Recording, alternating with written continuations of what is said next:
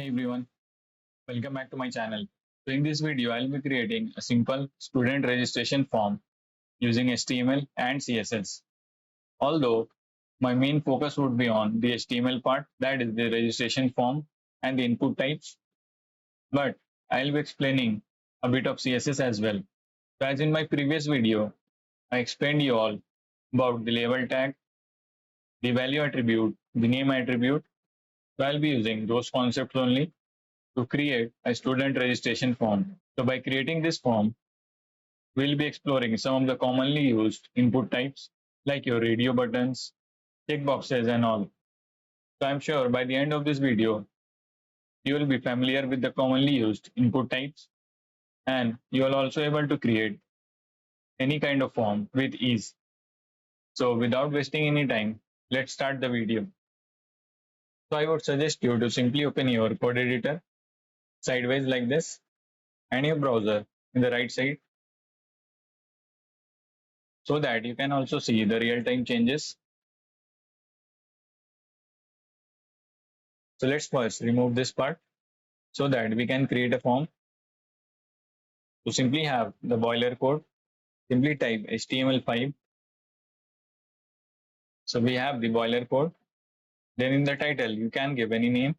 So let's give it a name as registration form. Then simply give the address of your external CSS file, that is your styles.css. So simply a link tag with rel is equal to style sheet and href would be the name of the external file, that is styles.css. Then you can also have a cross check just to make sure you correctly link the file or not. So we correctly link the file. Then simply we need to have a div. So this div would be the container for our form. So let's have a class of simply container. Then let's simply have a heading for our form. Let's say student registration form.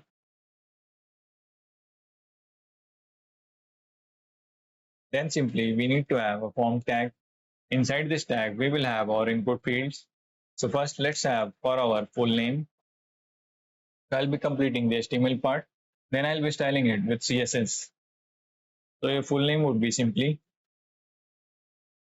First, we will have a label tag. So I hope you all know about this tag, like label and this attribute as well. That is your for. So I have already explained these things in my previous video. If you want, you can go and watch that first. So I'll be using the same concept here. So simply your for would be for attribute as we want to have the full name. So simply full name. Then our label would be, let's say, student name. Then our input field of type would be text. So as we want to have the name, so simply it will be type text. Then your ID would be exactly the same as this, the full name. Then simply your name attribute would be again the full name. Then simply your placeholder would be, let's say, enter your full name. So again, I already explained in my previous video about these attributes. That is your name. So as when you submit the form in the backend or maybe the database, you will see your form getting submitted by the value full name or maybe the identity, the full name with the value that you will enter here. So we have our student name. Then simply we need to have input field for our email. Then again label. This time the for attribute would be simply your email. Then your label would be email simply. This time your input type would be simply email. Then again, the ID would be the same as this.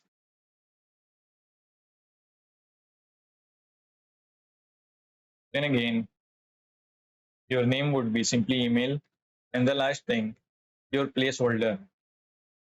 So let's say we want to write, enter your email simply. So why am I having this same value? Like the for attribute is also email, and here the ID is also the same. So let's say, so the advantage of keeping this to same, like your for attribute and your ID the same. If you click the label, let's say for your student name, see the input field that will be associated with the label will get active, and the same for your email. See, then again we need to have an input field for password, and here in the email part you can also have one more attribute that is simply your required. So if you will have this required attribute, so what it does, if the user will try to submit the form without entering any value in your email field, then that time your form will not get submitted. So let me first have a submit button to show you the use of required first.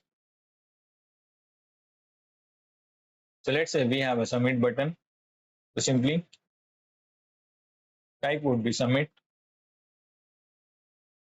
So now if I try to submit without having any value in the email, it will ask the user to enter the email first. Then only your form will get submitted. So see,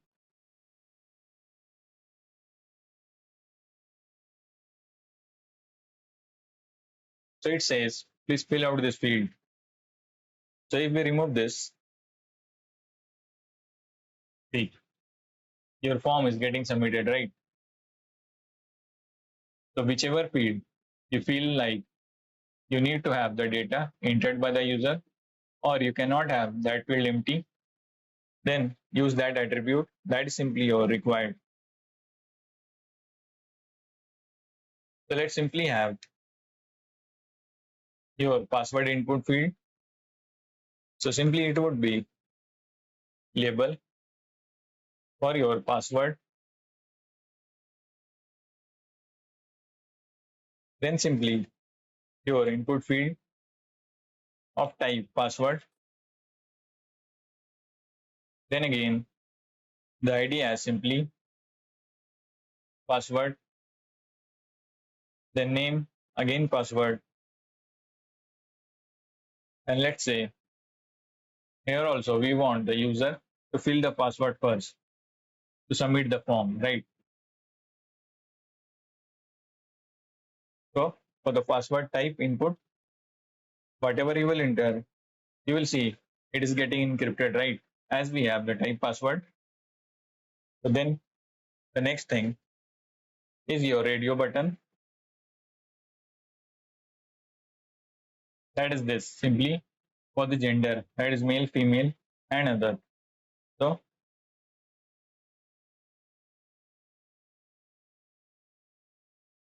here let's simply have a label as gender.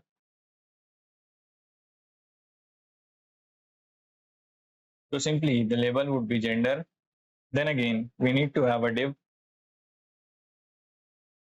let's say with a class name as the radio group.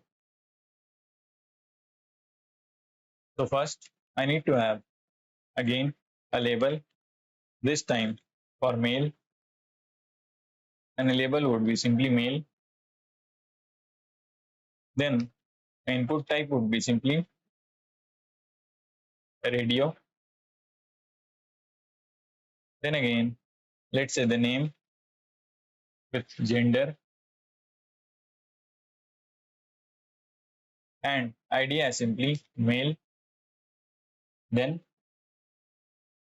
even if I click this label, see the circle is getting marked. So I need to have the same thing for our female. and the other part, that is this.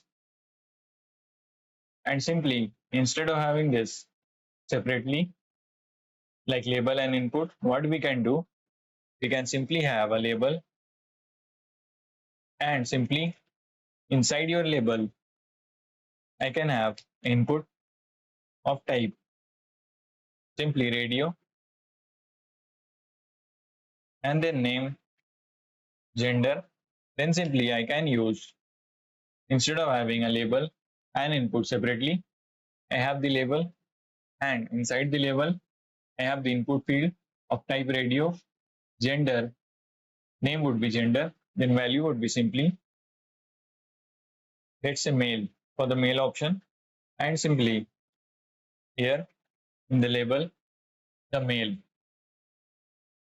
So see, so we can have the same thing for our other two option, that is simply female and other. So we just need to change the value, and here for other, see.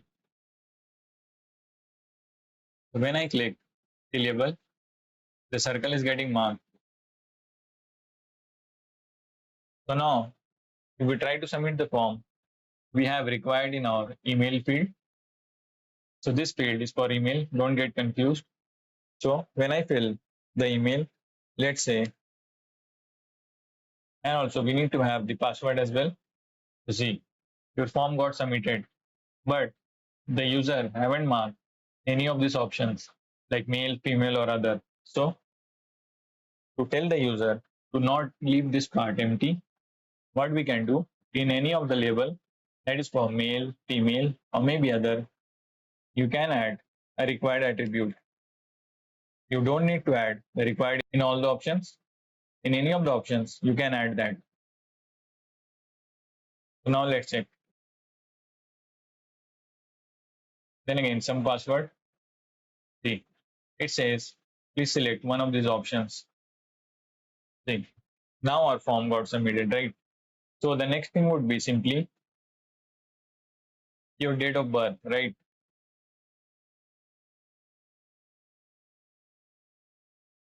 So again, simply label with for attribute, let's say DOB. Then here simply date of birth. Then again, input field of type simply date. Then again, ID, same as the for attribute. Then again, name, useful when form getting submitted. And let's again use required attribute. So see, you got a whole calendar embedded, right? Now you can easily pick the date, the months, along with the year, and simply the day. Cool, right? Then simply the next thing is your drop down. That's simply your select course option, right? So, so this time the label would be simply for your course. Let's say select course. Then this time we need to use a select tag. So here the ID would be simply the same as this. Then again, name attribute is simply course. Here also, let's say we want the user to fill this. So a required attribute again. So now to have the drop down, simply we use select tag. Then again, inside the select tag, we need to use option tag. So again, the initial value, as this value attribute is used to give initial values, right? So empty for the first thing, that is initially we want to show this, right? That is choose. So simply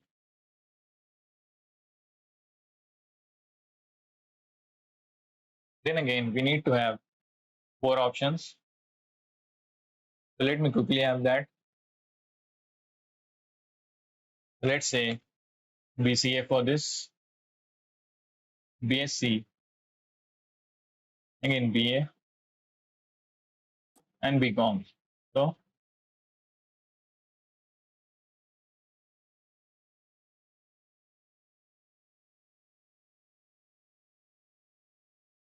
see, we got a drop down with the initial value as simply choose. Then again with four options, right? So simply the next thing, that is your hobbies. That is simply with the help of check boxes. That is this. So again, simply we need to have a label tag simply for hobbies. Then again, a div with the class as simply, let's say this time checkbox group, and inside this div, simply again the label. So we'll be doing the same thing as we did here for our radio buttons, like a label inside the label tag, the input field, right? So again, a label tag, and inside the label, our input field of type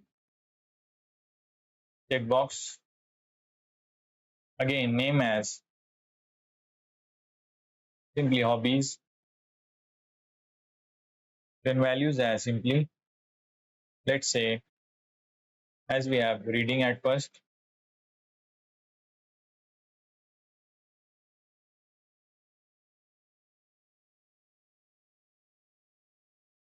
so I am arranging this for your understanding.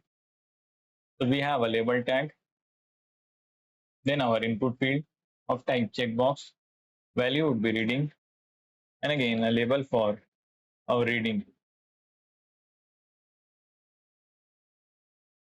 Then we need to do the same thing for our other two options. First was reading, and second was sports.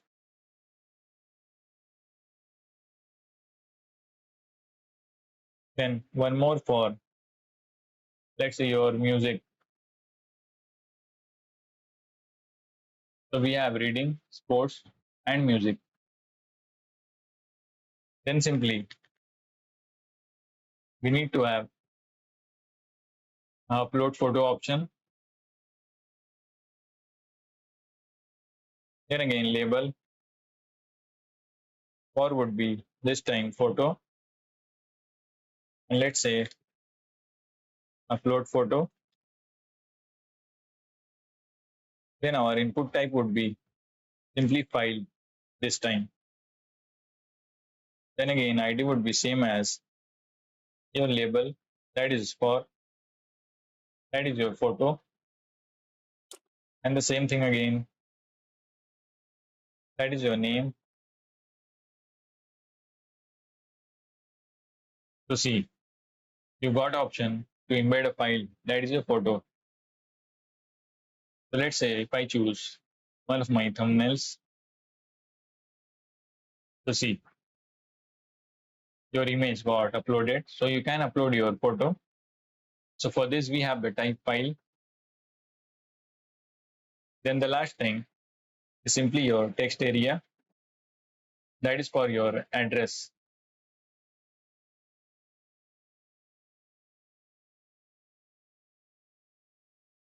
So again the label or would be your address.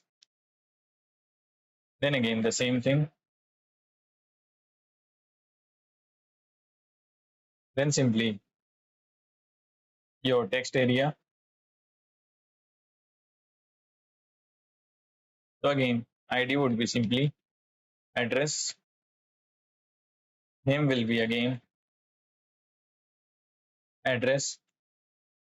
Then here we can have a placeholder.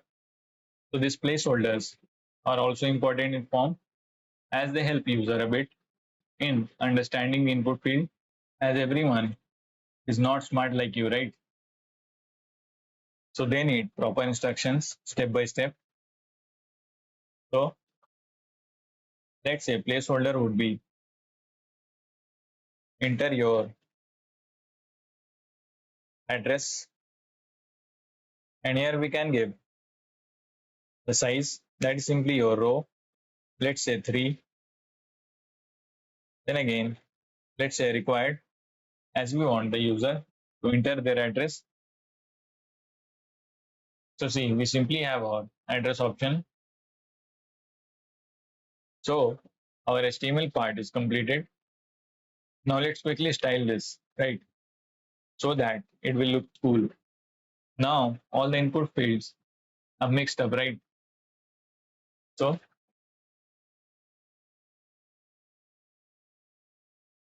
let's start with our body. Let's simply have font family. So you can choose fonts from here. You have plenty of options. I'm going for this Arial. Then simply your background would be, I'm using linear gradient, simply 135 degrees. If you get confused about linear gradients, you can simply go for single colors only. I already have these color codes.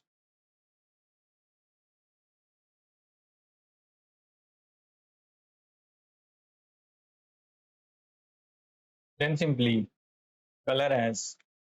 For this, again, I have the color code. Then your margin and padding, again 0. So these two lines will remove the default margin and padding from your page. Then let's quickly style our container. That is this whole part that is containing our input fields. So simply let's give it a maximum width of, let's say 500 pixels. And here the background as simply white. And let's say we want this to appear at the center of the page, 50 pixels and auto.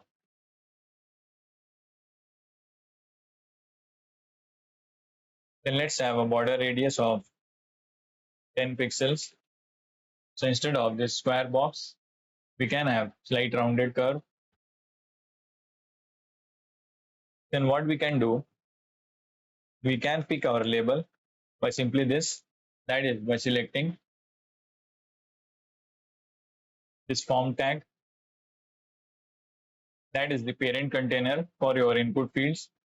And I'm selecting all of the labels, right? So simply form label. Then what I want them to take full width of the screen to appear on the single line. As here we have every input is taking the single line. So, and I hope you know about display block, and I hope you know about inline versus block elements. So this property will treat every label as block element. So simply your block.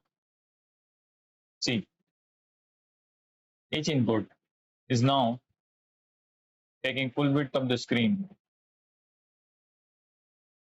And again, we want a gap in between them. So margin top would be, let's say 15 pixels.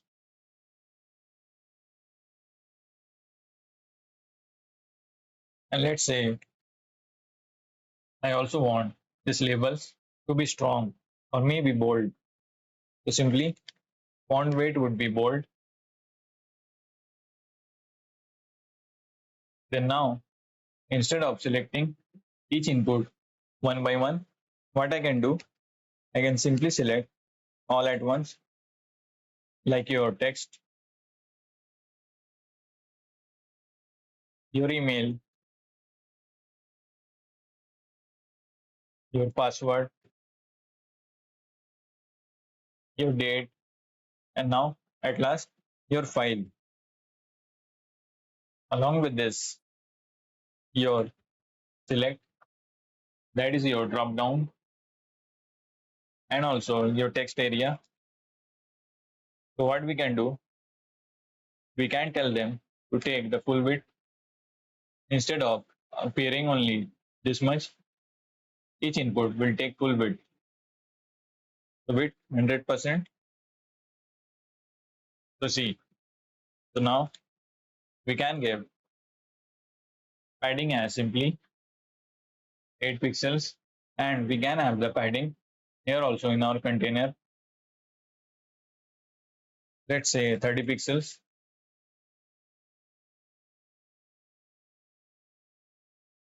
So with this input feeds, so why I haven't selected this, your radio buttons, as I don't want this to take the full width, as I want this, the gender part, to appear differently, right? So I selected all of the input fields excepting this part, that is your gender options. So your text, email, password, date and file, along with your select, that is drop down. So width would be 100% along with padding. Then again, I want a gap. So margin top, a 5 pixel gap at the top. See, we saw some space in between these. And also, let's have the same thing. Instead of square, simply a rounded curve. Let's say a slight rounded curve to see. Then again, simply border 2 pixels. Again, I have this color code to see.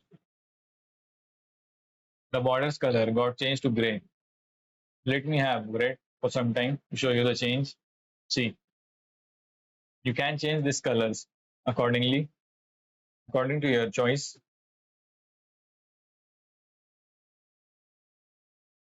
So simply box sizing would be border box. So as I want all the inputs to take the same width. So you all keep your focus here in this part. So you will see that all the inputs will be of the same size. See, previously it was something like this, like different sizes for different inputs. So now all of them got the same size. And again, to have this at the center, simply your H2 would be text align, simply center. And also I want a gap at the top or maybe at the bottom.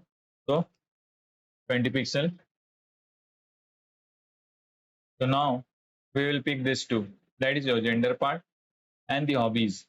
So for that, simply your, as we have the class name, as simply radio group for your radio buttons, and for our hobbies, that is checkboxes, checkbox group. So your radio group label along with your checkbox group label simply. So it would be display inline block. So this time, instead of this options, each option taking the full width, taking the single lines. So I want them to appear side by side. So simply see your checkboxes as well as your radio buttons now are side by side instead of each taking the full width. And one more change, what we can do with this text area. So now you can see, if you try to, as you know, your text area, you can resize this. So simply, now if you will resize this, see, it's getting out of the container, right? To stop this behavior, what you can do, simply your text area would be, let's say, resize to simply vertical. So now we will only have the option of resizing this vertically.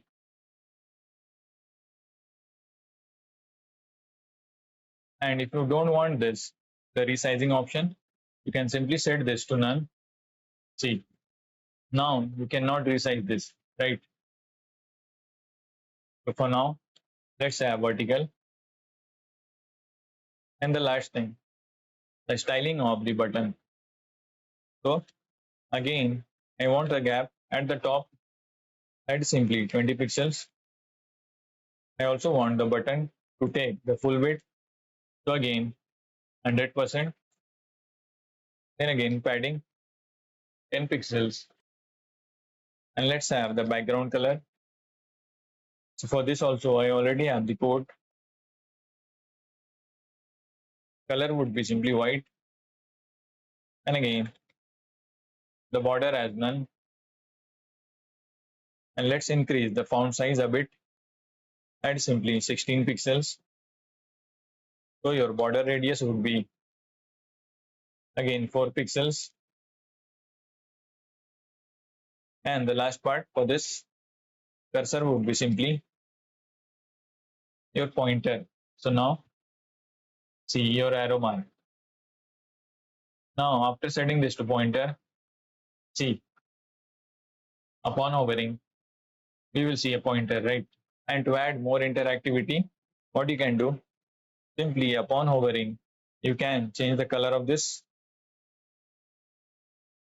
Let's say again the color code. So you can choose any color according to your choice. So see, upon hovering, the color of the button is getting changed. So I think I missed one thing, that is simply. So in your text area, if you leave extra space in between this, that will be marked as the content. So that's why I was not able to see the placeholder. So to see the placeholder, simply I need to remove the space that was previously there in your text area. To see now my placeholder is visible, right? So we simply have your student name, email, then your password, then the gender, and with the label attribute, upon clicking the label, the options are getting marked. Then your date of birth, calendar got embedded, then a drop down for your courses, then again the check boxes. Then you also got upload option.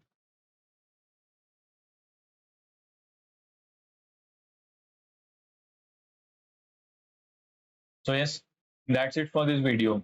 Hope you all understood about the different types of input field in HTML that are commonly used. Although this video got a bit too long as I was trying to explain you each and every concept that is related with forms so that from next time you can create any kind of form you want with ease. So hope you understood the step-by-step creation of this student registration form. So see you all in the next one. Till then, take care.